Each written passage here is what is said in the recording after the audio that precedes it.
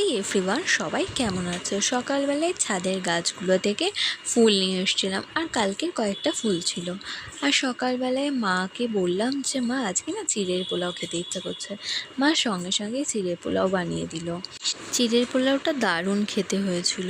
আর মা স্নান করে সব কাজ সেরে সকাল সকাল পুজোটা দিয়ে নিল। মিমি আমাকে একদিন বলল, ডিমের অমলেটটা অন্যরকমভাবে বানাতে পারিস। মা পিঠে বানানোর জন্যই ননস্টিক প্যানটা কিনেছিল, তো মিমি বলল এটার মধ্যেই অমলেট বানাতে পারিস। আর রান্নাও হয়ে গেছে। আর আজকের লাঞ্চে ছিল উচ্ছে আলু ভাজা আর সোয়াবিন আলু দিয়ে ডিমের ঝোল। খাওয়া দাওয়ার পরে মা পেয়ারা কেটে দিল, আর ফলের মধ্যে পেয়ারাটাই আমার সব থেকে ভালো লাগে। তারপর গাছে জল দিতে গেছিলাম, আর তখনই দেখলাম কি সুন্দর লাগছিল আকাশটা। আর বিকেলবেলায় বানিয়েছিলাম ম্যাগি। আর আজকে ব্লগটা এখানে শেষ করছি। ভালো লাগলে লাইক করবেন, প্লিজ সাবস্ক্রাইব। ভিডিওটা কেমন হচ্ছে কমেন্টে জানাবেন। দেখা হচ্ছে নেক্সট মিনি ব্লগে। বাই।